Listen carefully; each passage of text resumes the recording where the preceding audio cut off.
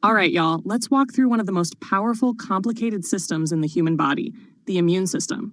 It's not just here to fight off germs. It's working all day, every day. We're behind the scenes to protect us from foreign invaders, keep inflammation in check, clean up damaged tissue, and even hunt down abnormal cells before they turn into cancer. But when the immune system isn't working right, whether it's because someone was born with a deficiency or acquired one later in life, the body becomes vulnerable in ways that go far beyond the sniffles. So today, we're diving into immune deficiencies, how they present, how we diagnose them, and what our role is as nurses in caring for these patients. Let's start with primary immune deficiency diseases, often called PIDDs, or just PIDDs. These are inherited disorders, which means people are born with them, and they affect the body's ability to mount a normal immune response. Most of the time, they're diagnosed in infancy. In fact, the male-to-female ratio is about 5-to-1 when it comes to early diagnoses. But here's the catch. Not all of them show up right away. Some people aren't diagnosed until adolescence or even adulthood, which makes it harder to catch, especially when they've had years of antibiotics that might have masked symptoms. So how do we recognize these patients? Think about infections that are more than just frequent. They're stubborn, severe, unusual, or they come back again and again. These aren't your average colds. We're talking about infections that spread unexpectedly or involve bugs that shouldn't be there. Add in fatigue, poor growth, or failure to thrive, and then take a good look at the family history.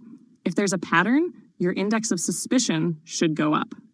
Now, there are over 200 forms of PIDDs that we know of, and more than 270 different genes associated with them. These conditions prevent the immune system from working properly, and they present in all kinds of ways, some subtle, some dramatic. Many of these disorders show up in the first year of life, and they can be lifelong, difficult to manage, and financially draining for families. When it comes to diagnosis, there's often a frustrating delay between when symptoms start and when a patient finally gets the correct label. That's where we, as nurses, can make a difference by knowing what to look for and advocating for the right tests. You always start with a basic CBC, with a manual differential, not just the automated count. That helps us see lymphopenia, which could point to an underlying immune issue. From there, we check serum immunoglobulin levels, IgG, IgM, and IgA, and we look at how the body responded to vaccines. That's a good indicator of whether the patient's humoral immune system is working. Just keep in mind, antibody levels change with age, so it's important to use age-appropriate normal ranges when interpreting the results. Now let's talk about what we don't do. We don't give live vaccines to someone with a known antibody deficiency. Their immune system can't generate a protective response, so that live virus or bacteria in the vaccine could actually cause the disease instead of preventing it. Family planning is another big topic. If there's a known genetic risk, counseling is critical, and sometimes prenatal testing can determine whether a fetus will be affected. On the treatment side, there's no one-size-fits-all.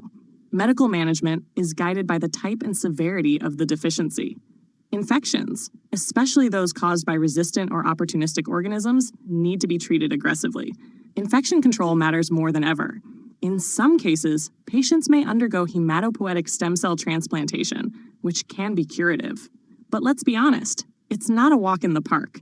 There are risks, toxicities, and it doesn't always work as hoped. Gene therapy is being studied, and early trials had some rough outcomes, but newer technologies are making it more precise. Still, we're not quite there yet. For now, many patients depend on immunoglobulin replacement, either IVIG or CIG, which provides them with the functional antibodies they're not making on their own. As nurses, our role is hands-on and ongoing. Many patients with PIDDs also have autoimmune issues, things like thyroid disorders, inflammatory bowel disease, cytopenias, or even rheumatoid arthritis. And some may be immunosuppressed after bone marrow transplantation.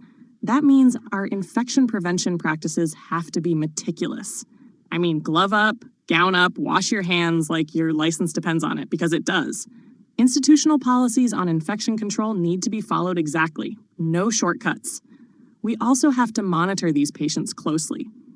Something as simple as a low-grade fever or a hint of fatigue might be the first sign of a serious infection.